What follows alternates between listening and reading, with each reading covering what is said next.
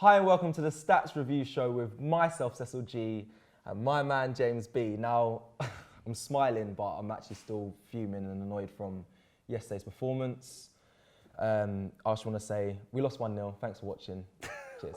That's us. No, I'm joking. That's all the stats. That's all the stats that matter. That's all you need to know, because nothing can really save Arsenal, from my opinion, of how poor we were yesterday. But James has been looking at it this morning and after the game, so yeah, I didn't want to look at anything. So let us know, James. What we got? It is amazing what a night's sleep and just like time to just recover and take it all in can do. Yeah.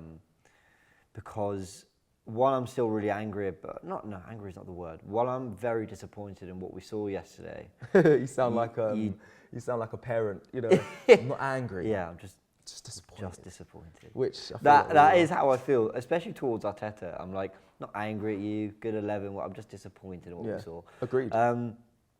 You know, you can stop and break it down and actually think, yeah, that first half, okay, was pretty good. The second half was just one of the worst things I've ever seen in my life. It was so bad. Let's just go into a few stats because that's what we're here to do. We're here to look at the stats. And stats don't always tell the story, but I like to pick out the ones that I think just prove the point. When you come back, when we're doing our fan cams and you're doing instant reaction, it's all just memory and things you think you noticed. And I think there's a lot of stats that actually back up what a lot of us were really disappointed about. Yeah, I agree. I'm just going to touch on that quickly as well before you go any further. The fan cams are instant reactions of how the room feels, how we all feel. And it's something that before we started here, I was always fascinated by. I used to watch fan cams. And once you're here and you see, and you've been following Arsenal for so long, you get irate and it's very real. Because you're, it's like managers and players after games, they come straight out and they've got to give an instant reaction. Of course, like we're clouded by our most recent emotion, which is the disappointment of a game. But what I will say is that, I think these stats will back up pretty much everything that people were disappointed about in the first place. So let's start with this one. I think I want to open with the most damning one, which is in the first half, Arsenal, pretty much dominated and had 11 shots on goal, which I think is pretty good. In the second half, we had just 1. So 11 and 1. And I remember being sat in this room and saying, do you know what? We had 11 shots in that first half. If we have another 11, one will come off for us. Yeah. We just minus that first one from the number. Yeah, you'd think one of the 11 in the first half would have counted for us. Take the 2 digits and just get rid of that. Just one. And it was that Bellerin volley that went straight to Schmeichel. When I had a look, did Leicester only have 2 chances? No, to be fair, in that first half they had 1 themselves, and in the second half they had, I believe, 5. So they had 6 on target. So Leicester came out and had more of a go. Listen to this. Vardy has scored 5 goals at the Emirates, more than any other visiting player, overtaking Harry Kane's 4. Which I'm sure the club would have known. Arteta would have known that. I'm sure the players. We knew exactly. We knew what was going to happen. I think the whole world and their dog and their cat know that Vardy is a dangerous player and scores goals against Arsenal. I'm sure, especially on the counter-attack. Exactly. So how the? Yeah. We had nothing for it. Yeah. And the annoying thing is that you look at Mustafi's positioning on that goal and you think. So everyone knew, but Mustafi apparently, okay. I'm not trying to go in on him, but his positioning was woeful for that. So let's look at the attacking thirds. I sat here with Robbie after the City game doing this review, and we talked about how everything went to the left. Yeah. Well, everything was even. Do you know, watching the game, I thought, we look a bit more balanced here. Yeah. No, it wasn't. Was it not? 46% went down the left. I believe it was 42 against City. 25 down the middle, 29 down the right. So we were even more. What's the word? Left heavy. Left-sided. Shout out to Troops. To the left, Beyonce. Yeah, he was calling it, wasn't That's what it was. It was funny actually because people were saying it. I thought, really, are we doing everything down the left? But no, I didn't think we were. I didn't think we were as well. It didn't feel that way. Yeah, I think because it wasn't Saka getting the ball and trying to link. I know why it was, because in the City game, everything we did down the left sort of amounted to something to a degree, like whether it was a chance or a shot from Saka. But this time, everything was down the left, but like sort of deep in the left back area where we were doing nothing. So I think that's probably why. In the attacking thirds, we were maybe a little bit better anyway. Let's look at some sort of stats. You know, I'm going to compare the first half to second half. So blocked shots in the first half, we had 4. Okay. In the second half, none. So not even one shot was blocked. Not even just one effort, just to try something different. Just when it got, you know, just when it got chaotic, you know, we needed something. Nothing. I don't know why the second half was so bad. Yeah, well, I think I've got the answer for you here a little bit later on. Shots from inside the box. First half, 8. Second half, 1. Open play crosses. First half, 9. It was quite good. I thought we were causing some trouble. Yeah, you were from our very crosses. positive. You were very positive in the first half. You were saying. Second half, when you need a goal, really, you know, it's getting late in the game, you need to do something. 4. So 9 in the first half, 4 in the second half. Jules 1 in the first half, 19 in the second half, 17. So it's only a drop of 2, but I feel like you should be winning more duels in the second half when you're chasing a game. Yeah. When you're really trying to get that goal to either, you know, go 1-0 up. Obviously, Vardy scored late on, so you're seeking an equaliser. Surely you're more competitive. You're trying to win that ball higher. Yeah. But no. Agreed. Passing accuracy. First half, 87%. Second half, 85, but 84.8. Again, passing accuracy is quite high. Possession, 57% in the second half. So but a lot of that was side to side from what I was watching. Right, and this is we're going to talk about this. I think this week is going to be one of our topics. I think for Arsenal's again, not creative issues, but going forward and how we can break down teams is we don't attack fast enough at all. It's always side to side. Then Leicester, as we saw, got behind the ball so quickly. They had all their men behind the ball. Yeah. And like most teams, this is happening a lot in the Premier League at the moment. You can't break teams down. So it has to be... Yeah, I think there's a lot of truth in that. A lot of teams are struggling to be creative in the final third. Leicester and Liverpool, Man City and Liverpool included in that. And actually, I know 85% for passing accuracy sounds quite good. I actually disagree. I think when you're chasing a goal and you need to make something happen, I actually want to see... I want to see that accuracy number actually being lower and us doing something a bit more... just taking a risk. I'd almost rather that was down to 80, 75%. And we're keeping the ball. We've got a lot of possession, 57%. That's pretty decent in the second half. But then do something with it. Try and ask a different question of Leicester because it was so easy for them. But, you know, should we go into passing patterns? Because I thought that was... Yeah, I'll be intrigued. Talk to me. So Thomas Partey, we were incredibly complimentary about his performance against Rapid Vienna. I said in my fan cam, you know, you can be quite encouraged by what we saw in that game at times, and then when you see what happened against Leicester, you come away and you go, it was just Rapid Vienna.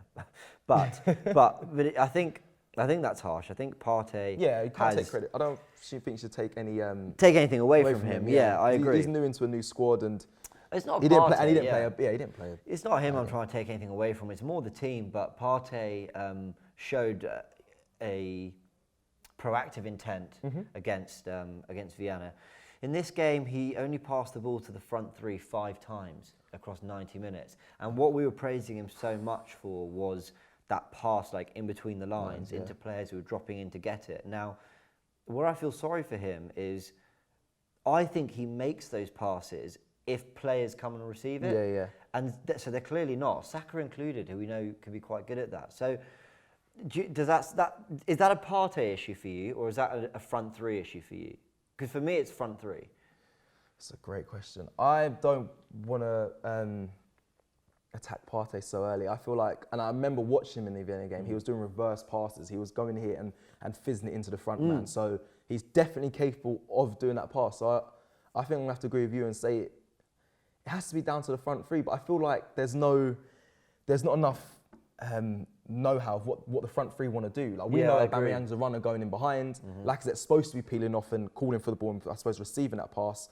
Saka, I mean, he can get down the wing and he can also collect it and drive a bit. But I don't think they haven't got patterns sorted out yet, and I feel like it still needs more time. But yeah, I think Partey makes those. I agree. I think Partey makes those passes if the pass is on. Yeah. So I'm inclined to blame the front 3. Maybe I'm being biased because he's our brand new shiny signing, but it wasn't his best game in that sense.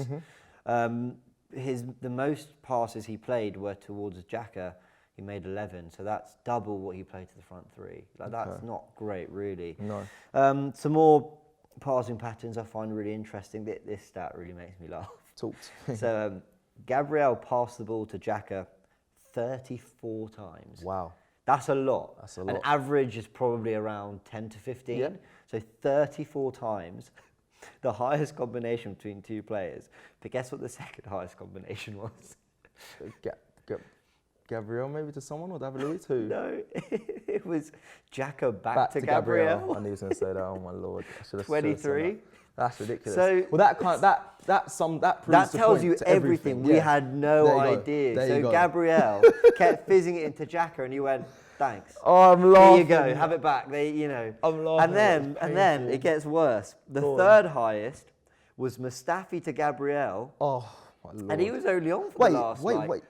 half hour, 35 minutes. Mustafi to Gabriel. And how many did you do? So centre back to left centre back. How many passes was that?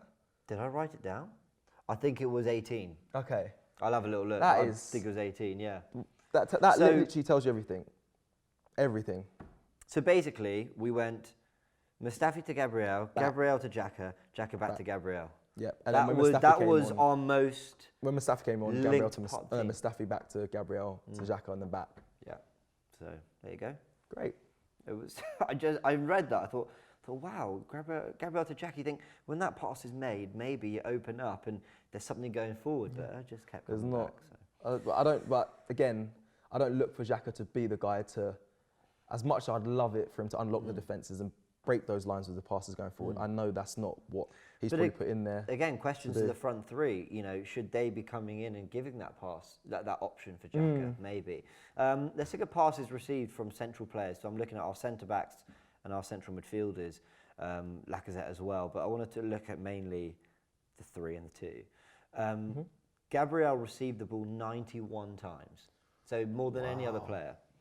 Luiz received it 39 times, but in fairness, came off for most of the game. So I think you can look at that being around doubled if he plays the whole game. XHAKA received it 88, Ceballos 46, Partey just 44 times. So he received it the second least of those central players behind Luiz, but remember Luiz didn't play for 35 minutes.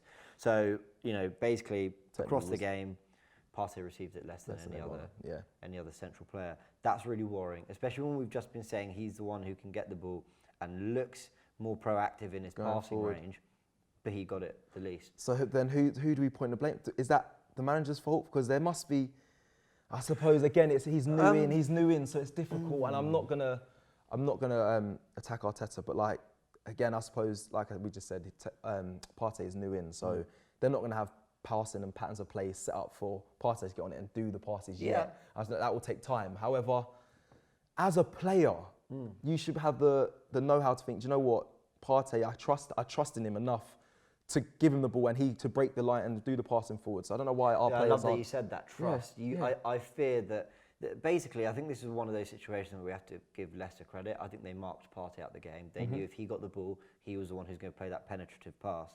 And I think they basically marked him out of the game. The ball kept being forced to XHAKA. I mean, XHAKA 88 times, Partey 44. That's double. XHAKA got the ball twice as much as Partey did, but he's one who does less with it than Partey. Yeah. And I remember in the lineup show, I said, so who's going to be the DM? Is it XHAKA or is it Partey? Because the idea is XHAKA can dictate from deep and Partey can be that box to box. But it looks like Arteta wanted to use Partey in the same way Guardiola used Fernandinho, as that kind of dictate from deep, a bit like Busquets does for Barcelona. I'm not saying he's as good, but basically do that role. And it didn't work because he got completely stopped. So, disappointing to see Partey not being given the ball as much as we'd have liked. But it's very frustrating. Yeah. Let's look at touches and average positions. The 3 I'm going to focus on are LACAZETTE, XHAKA and Aubameyang. Let's start with LACAZETTE. His average position, if you look at this graphic coming up now, was deeper than Tierney and Saka. So Tierney and Saka were in more advanced positions, which tells you again how we were constantly trying to do things down the left.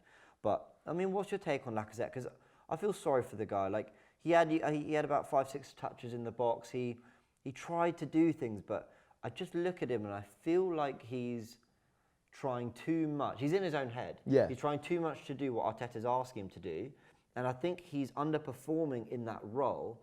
And so he's annoyed with himself. He's thinking, I'm playing badly. Yeah. And the reality is, for what Arteta wants him to do, probably is. But, then someone said to me, he still shouldn't be missing the chances he missed, mainly those 2 headers. And you think, that's also fair. Forget what he's been asked to do. He should put those away. But I feel like it all ties into one. Like a lack of confidence comes from a lack of doing the role he's expected to do well. Do you know what I mean? Yeah. You've played. Yeah. Can you be over-instructed as a striker especially? Yeah, well, it depends. You can definitely be over-instructed and it can ruin the way you play because you may be strong at something and come into a club for that role and a manager wants you to do something completely different and you have to change your style. Yeah. But LACAZETTE, it's a tough one for me. Like I don't want to go in on him either because I feel like at the end of the day he's our top goal scorer at the moment and there's a reason for that. He's trying really hard. Like, I don't question his effort at all.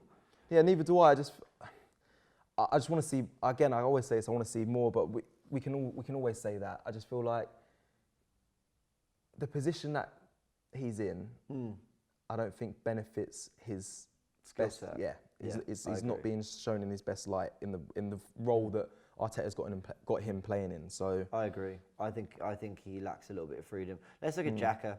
So we were all very happy because Arteta went for the 4-3-3. Yep, everyone was happy with this lineup. Going to call it now. I think Arteta slightly bottled it. Wow. Which might sound really harsh, but when I look at the average position, I reflect on the game.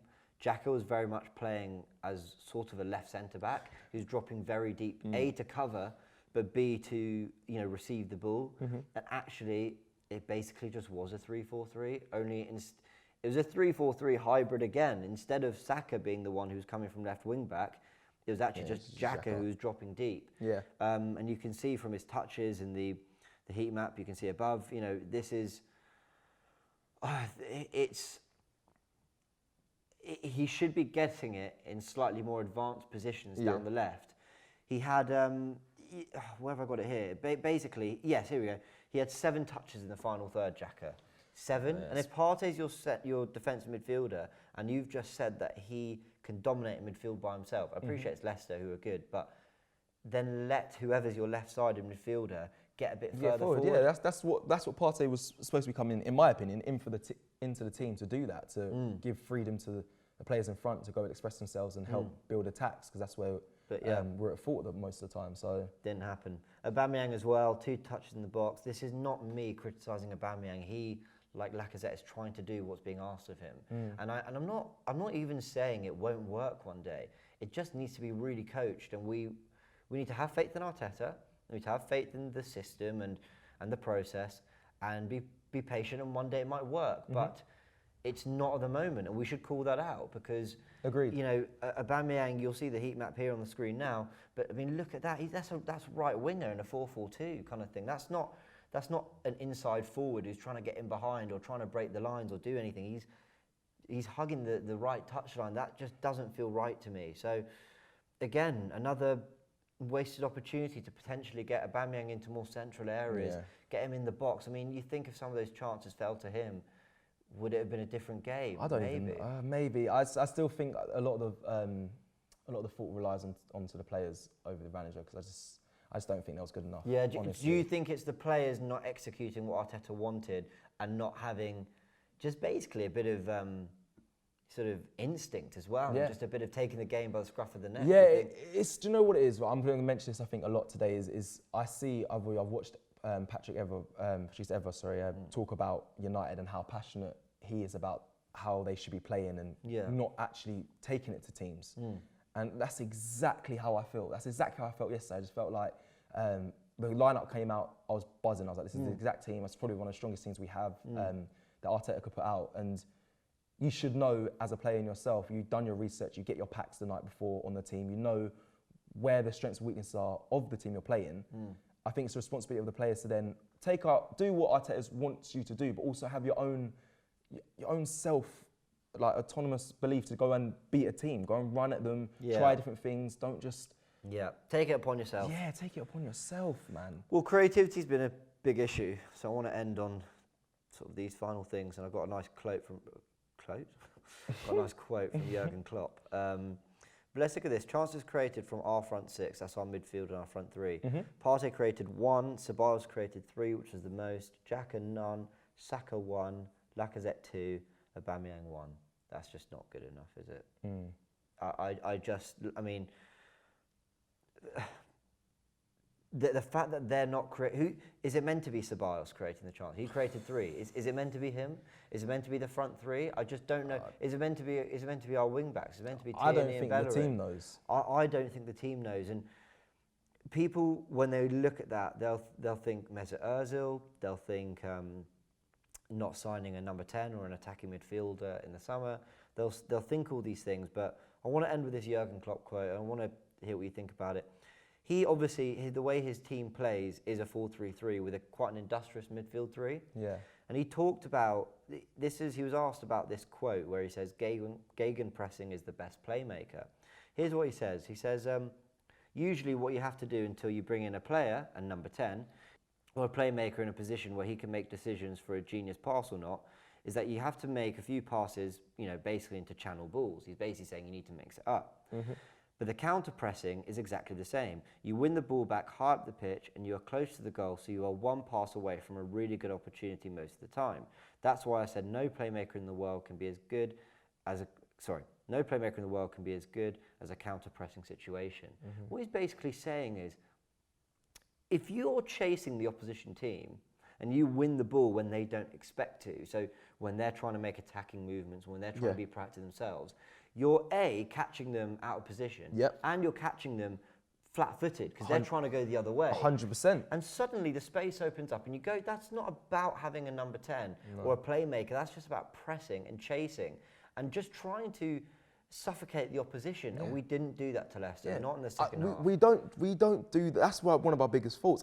We touched on it at the beginning of the show. I said we're not quick enough to attack teams and break them down when they're the most vulnerable, and I just feel like when we won possession, again, we went side to side, and Leicester they got their whole team behind the ball.